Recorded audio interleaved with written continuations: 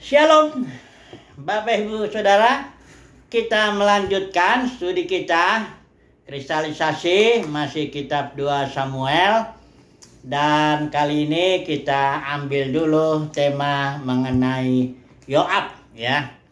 Dimana Yoab ini di dalam pasal 8 ayat yang ke-15 dikatakan di sini, Daud, demikianlah Daud telah memerintah atas seluruh Israel dan menegakkan keadilan dan kebenaran bagi seluruh bangsanya. Ayat 16, Yoab anak Zeruya menjadi panglima.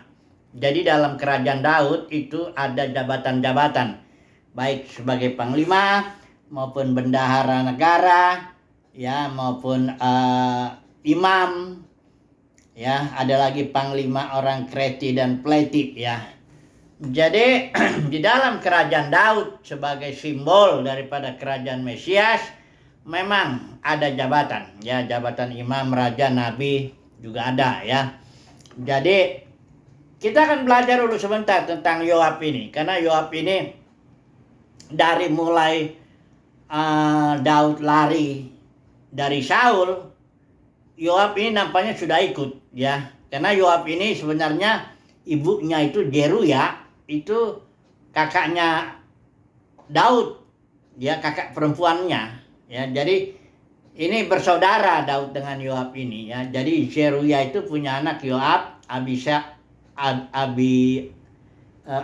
ya, dengan Asael. Asael ini mati dia sudah karena dalam peperangan dengan Abner itu. Dan Yoab ini dengan Abisai adiknya itu terus dia menjadi pahlawan lah ya, panglima ya, jabatannya dimiliki oleh Yoab ini ya sebagai panglima.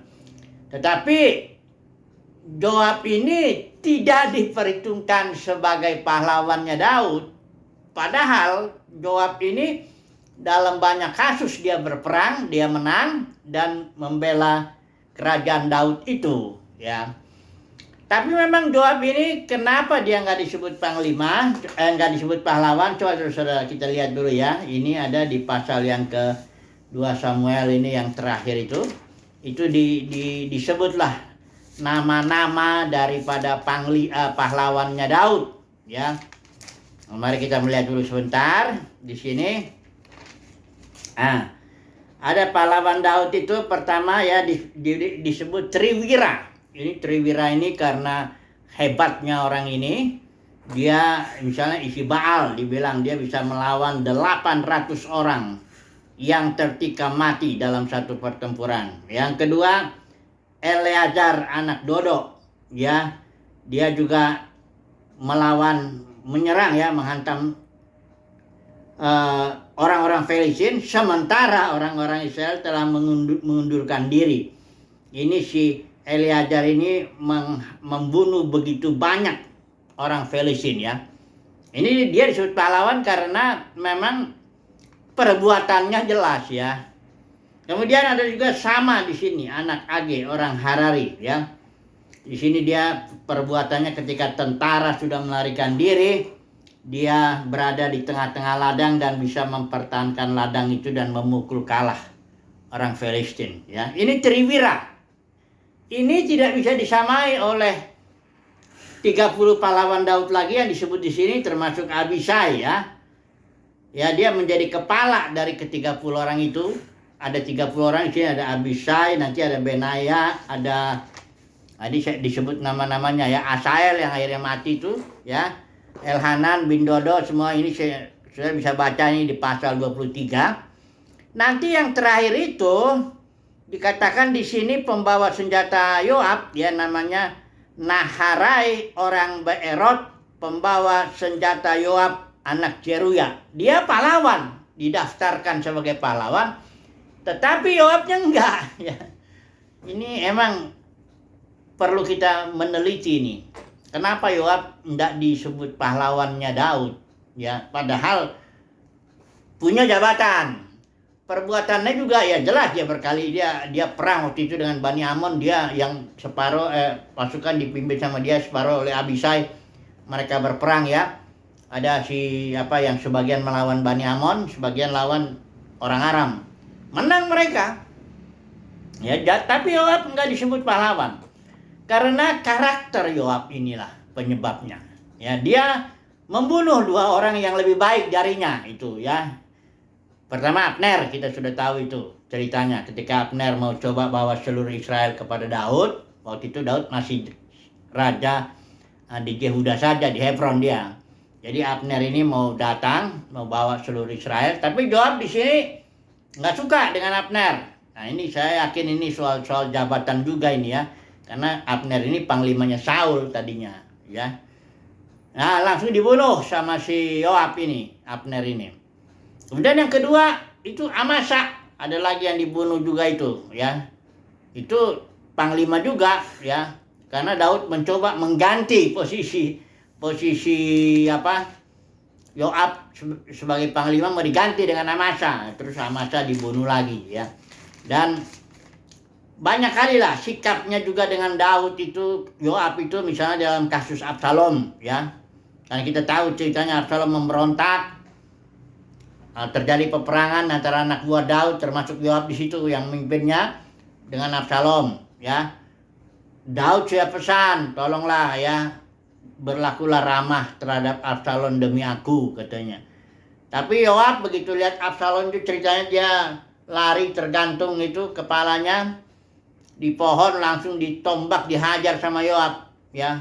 Padahal anak buahnya itu Yoab udah bilang aku dengar sendiri bahwa raja bilang jangan lunaklah terhadap Absalom gitu. Tapi Yoab ini nggak peduli, dia hajar aja begitu ya. Begitu Daud nangis karena kematian si Absalom, Yoab langsung masuk dan marah gitu ya. Engkau membuktikan hal kali saat ini ya, seperti engkau mencintai orang-orang yang membenci engkau dan membenci orang-orang yang mencintai engkau, kata Yoab. Jadi Yoab ini kasar lah ya, perilakunya kasar, dan nanti matinya kita akan lihat dia itu dipancung juga oleh Benaya itu, nanti kita lihat ya. Jadi Yoab ini intinya dia punya jabatan ya. Perbuatannya juga ya berperang banyak kali menang. Tapi karena karakternya yang nggak beres, membunuh 2 orang pahlawan yang lebih baik dari dia pada saat damai, bukan lagi perang. Dan juga sikapnya terhadap Daud itu ya keras dia. Nah, jadi dia tidak didaftar sebagai pahlawannya Daud. Abisai tapi termasuk, Abisai didaftar juga ya. Jadi Yoab ini yang tidak masuk daftar pahlawan Daud. Nah, sekarang kita melihat dulu, aplikasikan dulu langsung aja ya. Kan ini kan kerajaan Daud itu dengan kerajaan Mesias, saya selalu membandingkan begitu kan. Kerajaan Daud ini simbol di mana ada jabatan memang ya.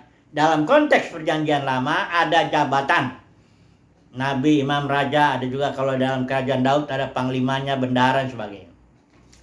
Tapi dalam kerajaan Mesias tidak ada jabatan, hanya ada pembagian tugas saja. Kenapa tidak ada jabatan? Mari kita melihat dulu firman Tuhan ya. Coba dulu kita lihat dari Matius ya. Matius 23 ya. Kita akan melihat di sini bagaimana gereja itu sebenarnya ya. Matius di sini dia Matius ya 23 ya. Ini bicara tentang kursi Musa ya, Yesus ini, dan dia bilang di antara kamu jangan ada begitu ya. Coba dulu kita melihat ya. Perhatikan dulu ayat 23 ini ya. Pasal 23 ya. Maka berkatalah Yesus kepada orang banyak dan kepada murid-muridnya, katanya, ahli-ahli Taurat dan orang-orang Farisi telah menduduki kursi Musa. Ini istilah Yunani katedra, itu artinya posisi atau jabatan. Ya, ke arah sana dia artinya ya. Jadi dalam konteks perjanjian lama, memang ahli-ahli Taurat dan orang-orang Farisi dia menduduki kursi Musa, punya otoritas untuk memerintah, mengatur umat pilihan Tuhan Israel itu. Makanya Yesus bilang ayat 3, sebab mereka punya kursi Musa, punya otoritas, turutilah dan lakukanlah segala sesuatu yang mereka ajarkan kepadamu. Tapi karena kelakuan orang Farisi ini nggak beres, ya, dia hamba mamon, dia juga ya munafik ya. Kalau Yesus itu bilang kau seperti kuburan, di luarnya bagus, di dalamnya enggak.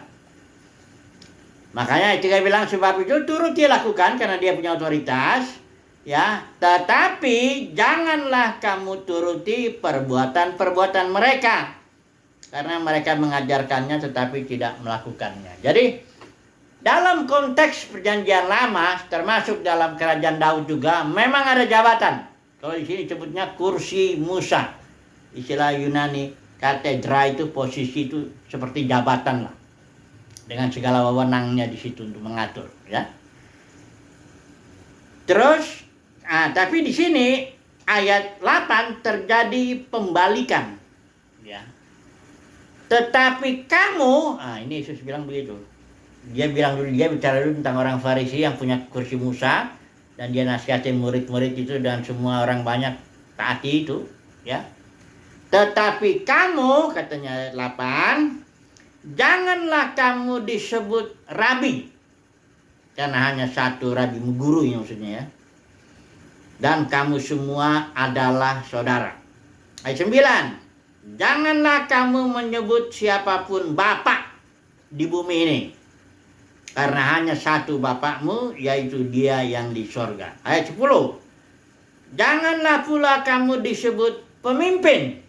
Sini dibilang, ya, karena hanya satu pemimpinmu, yaitu Mesias. Dalam kerajaan Mesias cuma satu pemimpinnya, yaitu Mesias sendiri, ya. Dan kita tahu tentu Mesias ini memimpin gerejanya itu melalui rohnya, the Spirit of Christ, atau roh pemberi hayat, life giving spirit. Itulah yang mengatur, ya. Tidak ada jabatan dalam gereja sebagai organisme yang gereja mula-mula itu, tidak ada jabatan. Ada pemimpin yang disebut rasul, nabi, penginjil, gembala, pengajar, tapi itu bukan jabatan, itu hanya fungsi saja, ya. Karena jelas Yesus bilang sini, jangan seorang pun disebut pemimpin, ya. Ini dibandingkan dengan kursi Musa. Ini konteksnya kalau kita lihatnya, Yesus sedang membandingkan konteks perjanjian lama yang ada kursi Musanya yang diduduki oleh ahli Taurat orang Farisi, dengan tetapi kamu, yaitu gereja yang Yesus mau bangun itu tidak ada kursi Musa. Entah disebut kursi Petrus lah, entah apapun, pokoknya nggak ada yang jabatan begitu, ya. Nanti saya jelasin kenapa dalam kekristenan kok ada banyak jabatan, ya. Sekarang kita lihat dulu lah Alkitab, apa yang Alkitab katakan dulu, ya, baru nanti kita lihat dalam kekristenan kok jadi begini, ya. Jadi Yesus tegas mengajar, ya, untuk murid-muridnya, untuk gerejanya ini, jangan ada seorang pun di antara kalian disebut pemimpin. Akulah Mesias pemimpinmu. Langsung Yesus itu memimpin oleh rohnya, memimpin gerejanya itu, roh pemberi hayat itu. Jadi otoritasnya gereja itu otoritas hayat, otoritas zoe, ya, istilah Yunani hayat itu zoe, atau otoritas roh. Itu makanya dalam Kisah Para Rasul yang 28 pasal itu istilah dipimpin roh, bisikan roh, roh mengatur, roh melarang dan sebagainya itu ada 70 kali di dalam 28 pasal Kisah Para Rasul itu. Kenapa begitu banyak muncul itu? Ya karena Roh Kudus lah yang berotoritas di situ. Petrus, Paulus, Rasul Yohanes tak punya otoritas apapun atas gereja. Mereka itu, Paulus itu malah nyebut dia, aku tawanan roh. Dan yang paling besar di antara mereka itu adalah yang jadi paling jadi budak. Budak dalam arti benar loh, ya. Doulos itu istilah Yunani itu budak dalam arti benar. Nggak punya hak, bahkan nggak ada namanya. Budak itu karena saking nggak ada haknya apa-apa. Nanti kalau ditanya hanya dibilang ini budak si anu, gitu loh. Benar-benar budak gitu loh. Jangan, bukan hamba Tuhan yang saat dalam kekristenan yang punya otoritas.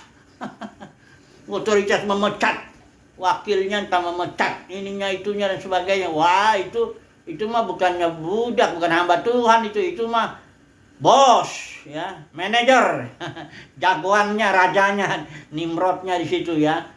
Bukan begitu. Ini gereja mula-mula itu benar-benar mereka menjadi hamba dalam arti yang sebenarnya budak, ya. Yang paling besar itu ya itu jadi budaknya. Paulus, Rasul Yohanes, Petrus, semuanya tidak punya otoritas, ya. Jadi waktu Petrus bicara sama Ananias, dia tidak punya otoritas. Kau Ananias, ku jatuh hukuman mati. Tidak begitu. Petrus cuma dipimpin Roh bicara. Ananias, engkau tidak menipu manusia, tetapi menipu Tuhan. Itu Petrus cuma ngomong sesuai pimpinan Roh. Kemudian vonis datang dari sorga. Mati Ananias dan Safira juga, ya. Jadi otoritas tidak ada. Tak ada dimiliki sama sekali. Karena memang organisme, nggak ada jabatan di situ. Nggak ada otoritas manusia di situ. Nah, sekarang kenapa dalam dunia kekristenan kok menjadi begitu banyak? Dalam tiap organisasi ada jabatan-jabatannya, ada otoritas manusianya, entah yang namanya gembala sidang lah, eporus lah, ketua sinode atau apanya, banyak sekali, ya.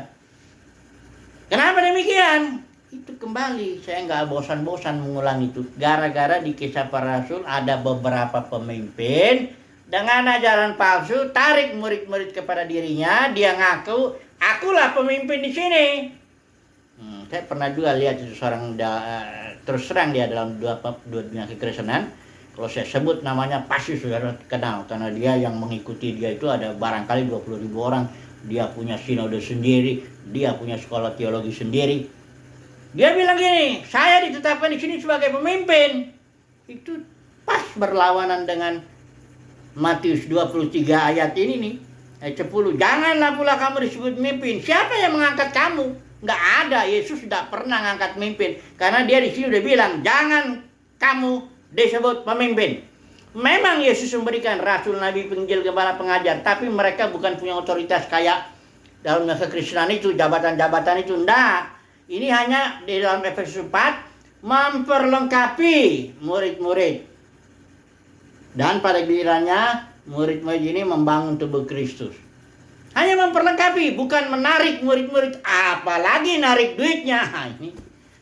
Tapi kalau para manajer dalam denominasi ini, dia bukan hamba itu, bukan hamba Tuhan, dia bos, dia manajer, milik dia semua kok, ya. Itu kerajaan punya dia. Dia yang ngatur itu.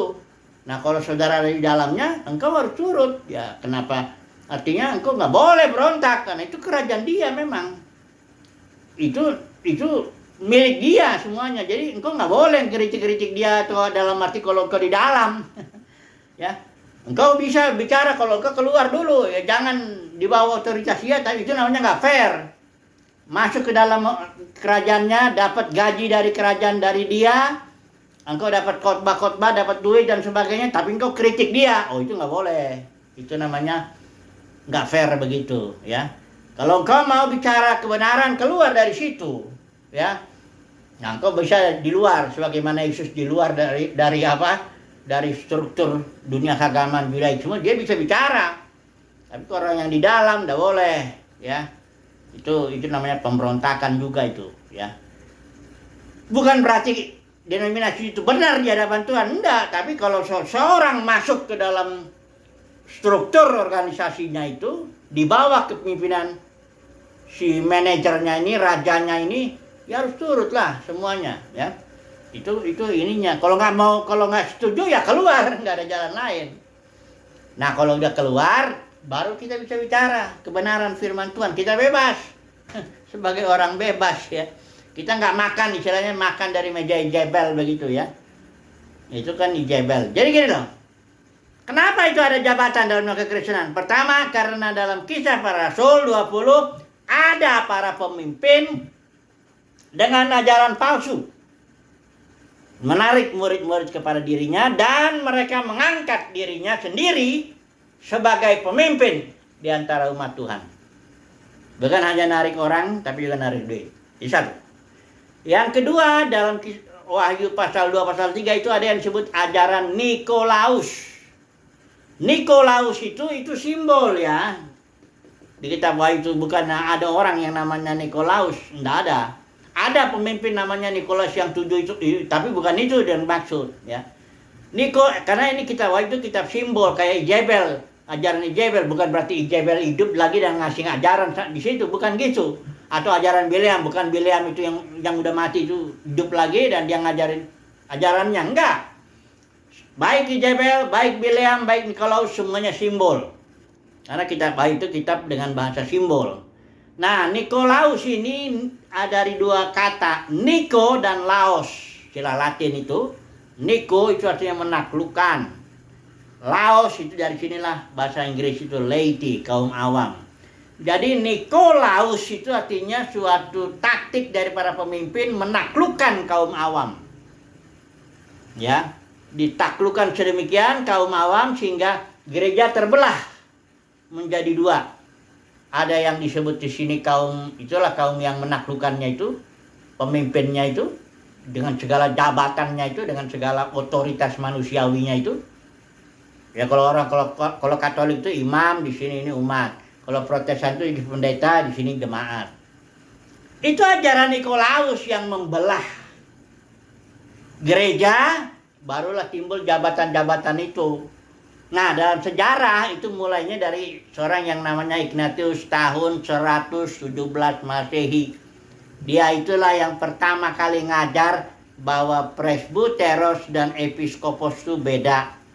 Episkopos itu dibilang itu tadinya itu di Alkitab yang diterjemahkan Penilik dan Penatua itu berasal dari dua istilah Yunani yang dipakai berganti-gantian. Ini sama, ini orangnya sama tapi beda penjelasannya nih. Misalnya ya, episkopos itu soal fungsinya, epi itu di atas, kopos melihat. Jadi ini seorang yang bisa melihat dalam dimensi yang lebih tinggi, seorang yang berfungsi menjaga domba-domba supaya jangan diserbu serigala. Dia bisa melihat dari atas dalam dimensi lebih tinggi, dia bisa tahu oh ini serigala ganas mau nyerang. Udah gitu yang kedua presbyteros, itu artinya tua, dewasa. Sudah tua orangnya juga ya, tapi juga dewasa. Ini episkopos dan presbyteros ini dua istilah yang dipakai bergantian. Artinya orangnya sama. Cuma yang satu menyebut dia pribadinya dewasa, presbyteros, yang lain fungsinya sama orangnya. Dan selalu bentuknya jamak para penatua di zaman gereja mula-mula itu. Bukan jabatan itu. Bukan jabatan. Itu cuma fungsi dan kedewasaan seseorang. Barulah mereka ditetapkan untuk menggembalakan jemaat Tuhan. Jadi bukan jabatan seperti dalam denominasi. Jabatan dalam denominasi itu datangnya itu gara-gara ajaran yang tadi itu Kisah Para Rasul 20. Yang kedua ajaran Nikolaus. Yang ketiga datangnya juga ajaran Ijabel. Ijabel itu merampas otoritas suaminya. Ya, waktu dia kasus Nabal itu, Nabal. Apa itu? Kebun anggur Nabot. Ya, waktu itu si Ahab ingin kebun anggur Nabot. Nabot nggak kasih karena itu milik pusakanya. Dan nggak boleh memang orang Israel menjual beli itu milik pusaka. Ijabel langsung jangan takut, cerah. Gini. Dia langsung bikin surat, otoritas suaminya itu, otoritas Ahab sebagai raja. Dia merampas otoritas suaminya itu si Ijabel ini. Bikin surat, bilanglah, bikin pertemuan, langsung bikin saksi palsu, tuduh kebun anggur yang punya si Nabot ini, langsung rajam itu si Nabotnya, Nabotnya dirajam, ya.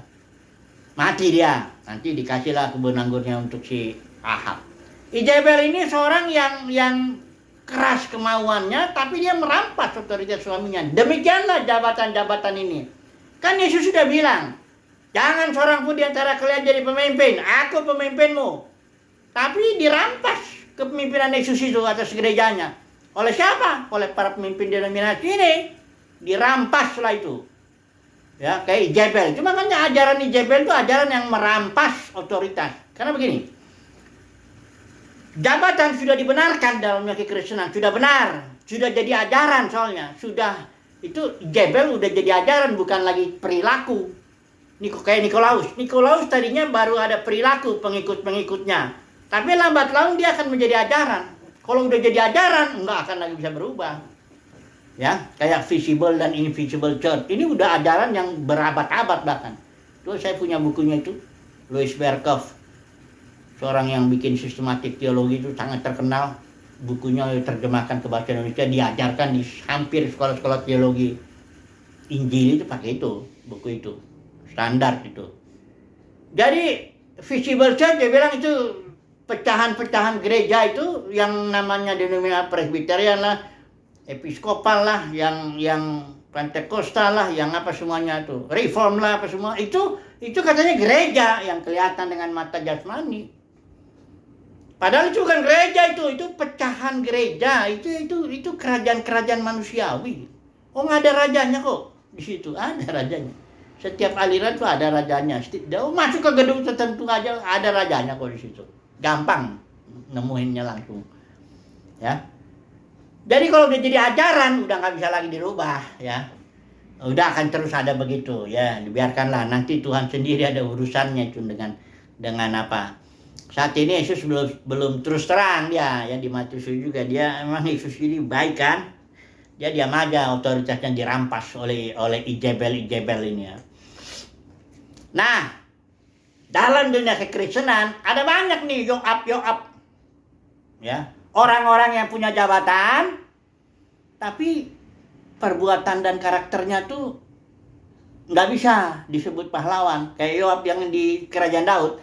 Jadi Yoab di dalam Kerajaan Daud punya jabatan, punya prestasi lah katakan dalam berperang, tapi karena karakternya nggak beres, dia nggak bisa disebut pahlawan Daud. Di daftar pahlawan Daud tuh nggak ada nama dia, ya. Begitu juga ada Yoab dalam kekristenan di sini, punya jabatan dia, ya, punya prestasi barangkali dalam pelayanannya, ini kesana khotbah sini, penginjilan sana sini, tapi karena karakternya, ya Tuhanlah yang tahu itu nanti, ya, karena Dialah yang akan menghakimi kita semua. Belum tentu itu disebut pahlawan, ya. Banyak orang bilang, oh kalau dia tuh yang mengikutinya banyak, jabatannya tinggi, punya kekayaan begini, oh berarti dia dipakai Tuhan luar biasa. Jangan terburu-buru lah, ya.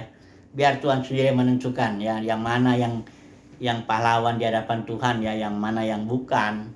Nah, karena di Matius 7 ketika Tuhan Yesus terserang, Matius 7 ayat 21 sampai 23, situ banyak tuh Yoab. Dia bilang, bukankah kami bernubuat demi namamu? Satu. Bukankah kami mengusir setan demi namamu? Bukankah kami mengadakan banyak mujizat demi namamu? Ini jelas Yoab nih, orang-orang yang hebat nih dalam kekristenan. Pasti dia punya jabatan, pasti dia punya barangkali pengkhotbah KKR kayak begitu, ya. Sebab kalau nggak punya banyak karunia, ya bagaimana dia bisa bikin KKR begitu, ya. Tapi Tuhan Yesus bilang itu, pada waktu itu aku terserang, nyahlah daripadaku engkau yang membuat kejahatan itu. Istilah Yunani anomia, artinya berbuat sesuatu yang melanggar aturan main kerajaan sorga. Nah, intinya pendeknya siapa itu pahlawan, siapa yang bukan, nantilah, jangan buru-buru, ya. Jangan kalau kita lihat, oh dia punya jabatan, oh dia sebagai pemimpin, oh banyak yang ikutin dia, oh dia punya banyak karunia, mujizat penyembuhan, terus kita bilang, oh dia dipakai Tuhan luar biasa. Oh itu penilaian yang terlalu terburu-buru, ya. Belum paham tentang Yoab itu, ya. Mudah-mudahan dengan sharing saya ini, khususnya umat pilihan Tuhan lah, ya, paham lah. Ada banyak Yoab zaman ini. Sebagaimana Yoab dalam Kerajaan Daud, demikian juga Yoab dalam Kerajaan Mesias ini ada banyak, ya. Tapi biarlah Tuhan itu yang nanti bukakan, karena kita bilang tidak ada sesuatu yang tertutup yang tidak akan dibukakan. Puji Tuhan, semoga share ini bisa jadi berkat buat kita. Haleluya. Amin.